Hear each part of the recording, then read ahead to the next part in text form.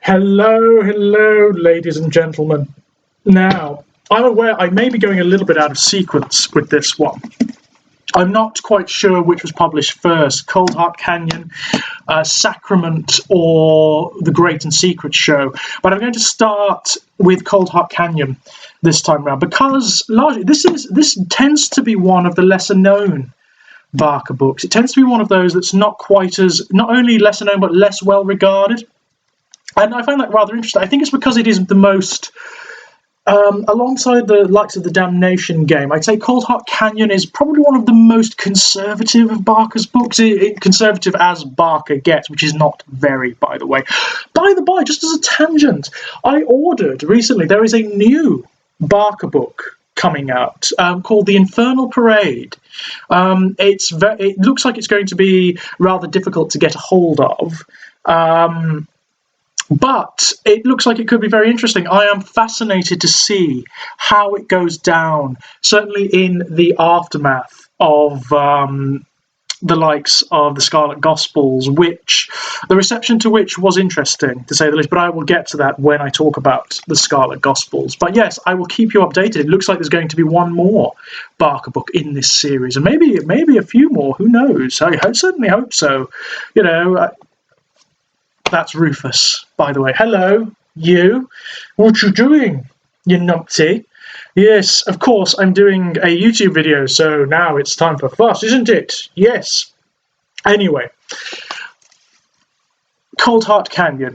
It's a really interesting piece of work. Barker does not often write social commentary. He does not often write politically active fiction, although there are elements of it. You'll certainly find elements of that in Sacrament, and in Imagica, and in the books of the art, The Great and Secret Show, and Everville. You will find resonances and echoes. This is probably the most explicit of his social commentaries. This is essentially it's a parody of Hollywood. It's a strange mishmash of things, which is something Barker does a lot. He takes the elements of different genres and mashes them together, or makes them part of the same whole.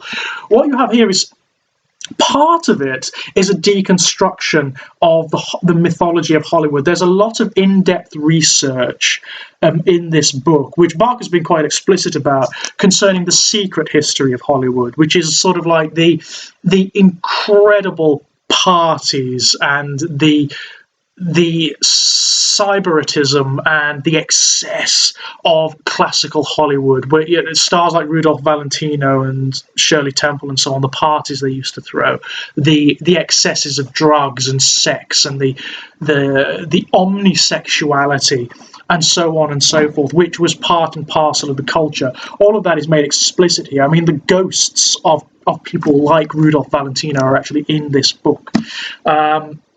It's a very strange piece of work. It's about a washed-up actor named Todd Pickett, who has never been a very good actor. He's just a face, he's got a face which people fall in love with. He's not a very good actor. And in that, there's a lot in here that's not very kind to Hollywood or its culture. Barker's been quite explicit about this in the past. He does not like Hollywood very much at all. He has been rather vociferous about his experiences in Hollywood and about how much he loathes the whole process. And this is his attempt to redress that balance. And it is not a loving parody at all. Although there is an element of sentiment in it, he's not entirely hostile. He actually rather likes the mythology of the sex and the violence and the rapine, indulgent quality of classical Hollywood. He does have a soft spot for that, and that is in here. It's part of the mythology. The ghosts of old Hollywood are all in this book, and portrayed in not very flattering terms, it has to be said. There's very few people he actively attacks. There's very few people he actively names or has a go at, but he does attack the culture and the hypocrisy of that culture. He really goes for it in this. He really does. It's probably the most bitter and vicious of Barker's works, and it works. It's very different tonally to everything else he writes around this era. Because although there's always a shard of bitterness in Barker, although there is a sort of uncompromising amorality in Barker's work, this one's probably the nastiest. I'd say this one goes for the throat the most, in that it is actively attacking something that exists. It's not attacking like an ideology or an institution. It's attacking an entire culture and way of life, and does so pretty well, I must say. It's very interesting. Part of the book is about deconstructing the cultural mythologies that we erect around the likes of actors and directors and so on. It's a sort of prescribed mythology of Hollywood, and raking up the secret stories, the stuff that we're actually really interested in. It's all about the dirt and the filth and the scandal and the manipulation, the politics behind the scenes. And that's actually really interesting. It's the first quarters of the book are very domestic, which is fascinating. You don't often get that in Barker books, but the first few quarters of the book are domestic. They're about Todd Pickett and about his life. It humanises him quite well. It doesn't portray him as a complete and total bastard. He's not just an airheaded, pretty-faced, entitled twat, although there is that element to him. He does have a human side as well. He's afraid. He's afraid. He knows. He's keenly aware that when his face goes, that's it, because he's not a good actor. His dog Dempsey dies, who he loves, and he goes into this sort of spiral of self-destruction. And what he does is he goes to a surgeon who is reputed to be able to reinvigorate people, to make them look a lot younger, or to maintain a certain youthfulness. And it goes wrong.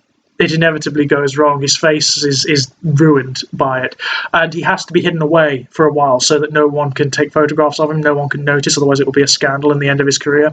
So he is sent to this house, this strange palatial manor in Coldheart Canyon, which is reputed to have belonged to various different movie stars down the ages. Rudolph Valentino was purportedly an owner, and a couple of other just luminaries, people from the golden age of Hollywood, who were, when movie stars were like gods or like prophets, when they had their own cults around them. They're all purported to live there, and when he's there, he finds some very strange things. The ghosts of those people are still there. Hello? What do you want? Hey? What do you want, little un? Bugger off then. The ghosts of those people are still there. And they're ruled by a particular ghost. A ghost she is like Theda Bara and Dora Birch and basically every classical movie starlet you can think of. She's all of them rolled into one. She's the vamp, the seductress, the dominatrix. She is the sorceress and the witch and the vampiress, all rolled into one. She's not real. She's not like an actual person, but she is the archetype made manifest. She reminds me a little bit of Immaculata from Weave World. She's very like Immaculata in the opposite direction. She is sensuality and sex and domination, whereas Immaculata is purity and virginal power. And she is sort of the mistress of Coldheart Canyon. She's the one who governs the ghosts, who organises all of their grand orgies and parties, and she wants Todd to be part of her group, essentially. She wants Todd to be another one of the ghosts. She wants him to stay. And it's about the very ambiguous relationship that they have, and how a woman who is an obsessed fan of Todd Pickett ends up finding him and ends up not even saving him as such, but presenting sort of an alternative to what he's been drawn into. It's very peculiar, very bizarre. The mythology is a bit smaller scope than much of what Barker's writing around this area. It's not about gods and goddesses, although there is a point where the mythology that anchors the ghosts to the house is made explicit. He explores what it is that does it, and it's all related to sort of apocryphal Talmudic, Jewish, and biblical mythology. It's very strange. It's very peculiar. There are moments in the book that are really strange, almost incongruously strange, particularly towards the end, when you get to see the powers that are at work in the house. When they actually emerge, then it's very peculiar. There's even an angel at one point. An angel turns up at one point out of the blue. It's very, very odd, but it works. It actually works. It's a very good read, and again, very good entry point, like the Damnation game. Very good entry point into Barker, this one, because it's softer. It's softer than Barker's other works. It doesn't quite have the same extremity of strangeness or of visceral bodily mutilation or anything like, although that does occur. This is different. It's a book of a different stripe, and it doesn't necessarily feel like what you would consider an archetypal Barker book. It's also like a palate cleanser. If you were reading the likes of Sacrament and the books of the Art and in Magica, I'd read this in between as a sort of palate cleanser. That's the way it works. I enjoy this book a lot. It's very readable. I've read it a number of times. And it's just fascinating. It's very interesting. Barker's working out a few demons in this one. There's a lot of personal stuff in this book, which makes it very interesting. Not quite as personal as I think what we're going to be exploring next, which is Sacrament. Now, Sacrament's going to be very interesting because Sacrament is one of my favourites of all of Barker's works. It never used to be, but it's one that grows on you as you mature. It's a book that is probably his most well-regarded critically and in academic terms. It's very grown-up Barker, and very beautiful indeed. So, until then, Coldheart Canyon.